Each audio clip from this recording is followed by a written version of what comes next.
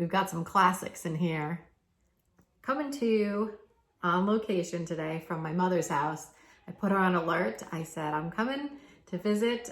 We live driving distance from each other, but quite a few hours. So I come about once every other month or so to visit. And this time I said, I'd love to go through your fragrances if you're okay with that. She was okay with it. She had them all ready for me. And I gave them the once over, and I'm so excited to talk about them. My mom, first of all, is a natural beauty, effortlessly classy, wonderful lady, and an amazing mother growing up too. So there's some words about my mother. I invited her on the video, but she wasn't comfortable with that. But just picture her in your mind as a beautiful Italian woman with good taste. And her collection reflects that.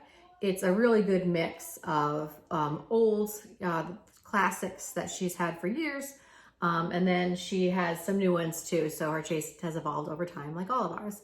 So I pulled out, she also had a big thing of samples she just kind of gave my way. So I'll look through that probably when I get home. But for now, I'm going to focus on the ones that she has these beautiful full bottles of, provide some background on what they are, what the notes are, and then I'll try them.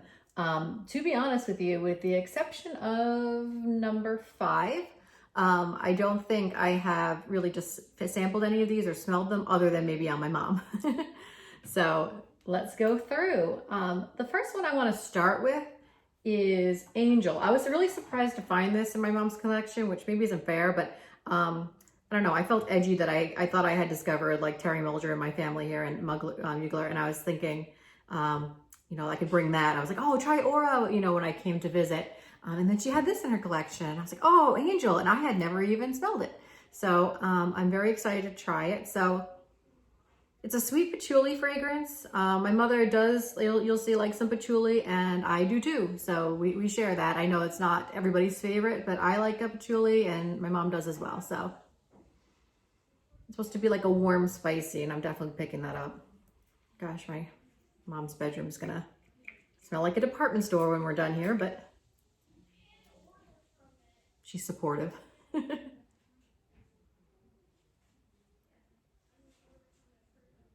It's more cologne-y than, cologne sounds like bologna, like I said. It's not, more of like a cologne vibe. I think that's the warm spicy that I'm picking up, but it's pretty. Yeah, the warmth is nice. I could see this being a good, dress up for work kind of day, presentation day, mixer, pretty. And the bottle's nice. My mother doesn't love this bottle, so she has this lovely tray. This is hers, where she displays her perfume. And the only friend not on it was this one, and the Passion, which I'll go through next.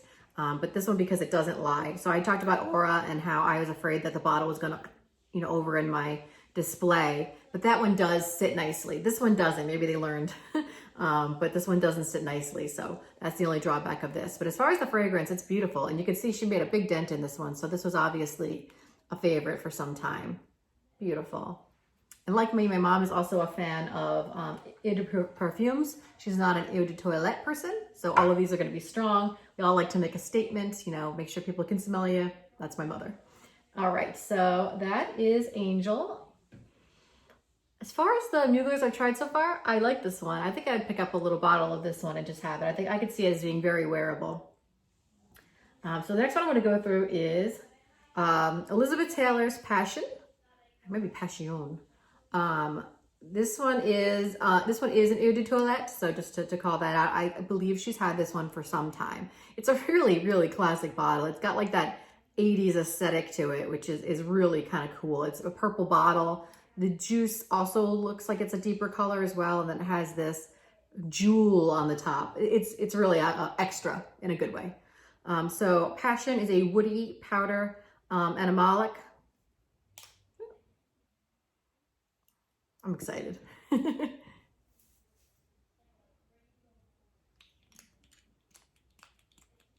get a spray. There we go. The spray looks like it's seen some days here.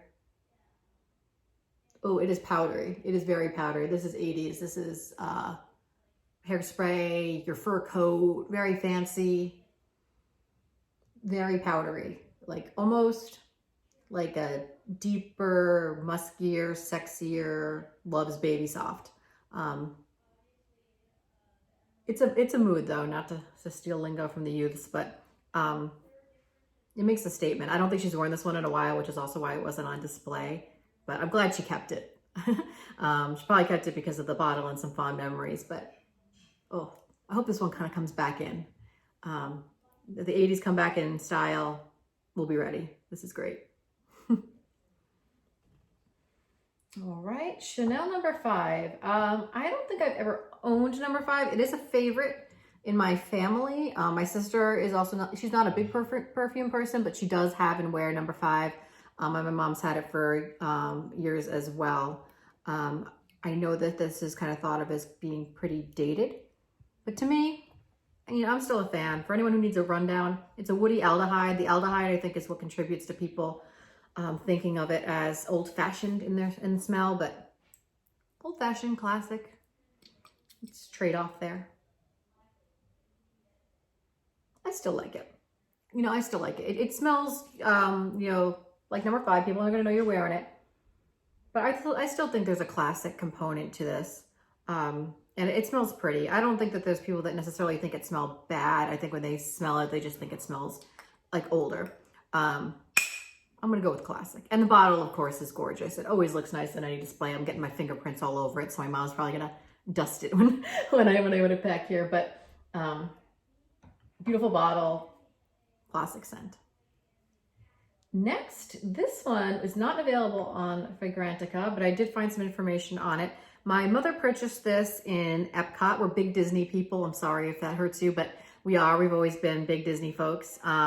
And this is Layla, the Essence of Norway. So she purchased it in Epcot. But you can actually get this on Amazon now, I saw. And it's by Geir Nace. I'm probably pronouncing that wrong, but that is the designer. He makes a male fragrance that's more of a woody. And this is his female version named after his mother.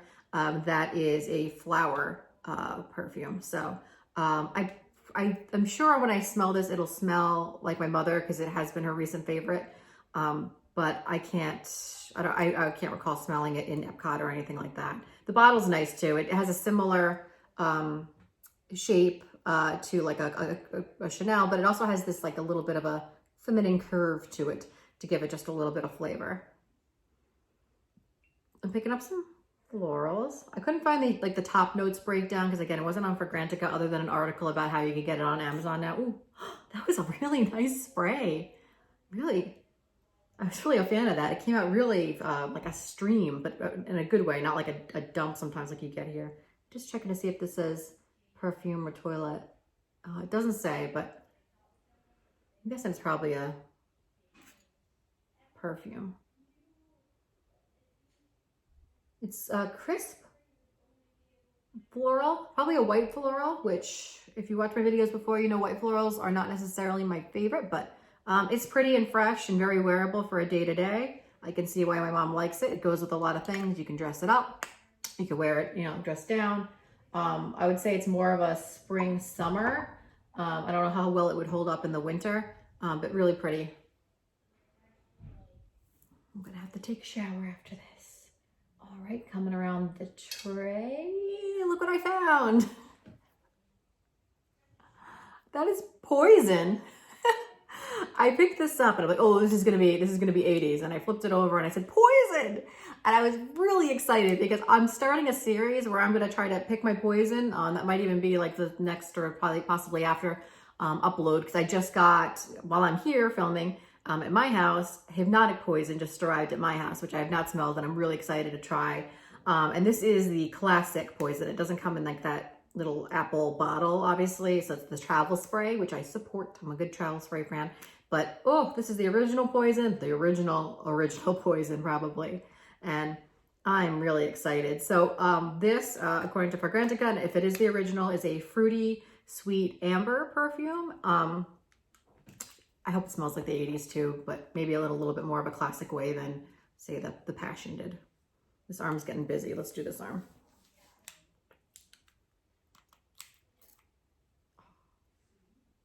Like, it might have stained my sweater a little bit, but that's okay. It's worth it. Wow. I kind of like it. I kind of like it.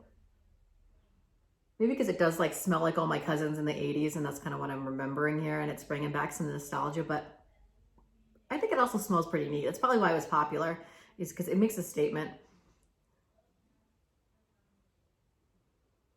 It's sweet, but like not in like that candy, sugary kind of way. Definitely not like that. It smells more like, I don't know, more nutty to me. Maybe it's the amberness to it, but I think this smells pretty cool. Maybe this wasn't on the tray. This was also in storage with Passion and Angel, but maybe I'll just kind of sneak this onto the tray and see if my mom will start wearing it again, because I'm guessing she didn't wear it a ton since it was a travel spray from the 80s and it's still around and still seems to have some liquid in it. You should wear this, Mom. You should wear this. I'm going to put it on your tray. And finally, this is my mom's favorite. She also owns this in a smaller travel size and in a lotion. So this is the Tiffany & Co. Citrus powder, iris, musk with some top notes of a mandarin and a bergamot. I'm guessing this is going to be like a crisp, clean with like a touch of feminine powder to it. And I know I'll recognize it too, because again, this is like her most worn one. So this is going to smell like my mom. Maybe I'll do like over here. It's kind of hard to smell that way. I have to like waft it. Oh, that's pretty. Yeah. It's not something like I would reach for every day. We have a different style in that respect, but it's very pretty and I can see why she likes it. It smells classy. And the bottle is really pretty in that way too. It's got a lot of fun angles and the juice is that crisp, clean color, catches the light. Looks expensive, which is what we're going for. And the lid does too. Looks like the kind of like jewelry in that respect, like a jewel. And it has, I can definitely pick up the citrus in it. That's what it's going for. Fresh, but also fancy. You know, this is something, you could wear it every day, but it also dresses up really well. You know, if you have a special event or a holiday, this is perfect for that too. It's light and crisp and pretty and feminine, flirty. And it's beautiful and it looks nice on the tray too. Gorgeous. So I hope you enjoyed this foray and dip into my mother's collection. I certainly did. I think I just really enjoyed going down and trying some old classics that I hadn't smelled, especially because I know that they're like the originals. They've been around. And then seeing how her taste has evolved into what she's more wearing now. It's really cool. And I'm kind of grateful for this opportunity to come out here and try them. If you did enjoy this video, please like and comment. If you want to tell me what your mom wore, you know, and what her go-tos were, or if you've been in their collection lately, what your moms are wearing, I'd be curious about that. Leave that in the comments. If you like fragrance content, I have a lot of uploads planned. I've been really excited about this topic. I'm new too, so I'm open to suggestions, thoughts, things you want me to try. Absolutely leave them in the comments. Other than that, please subscribe to Second is the Best, and I will see you in the next one. Thanks.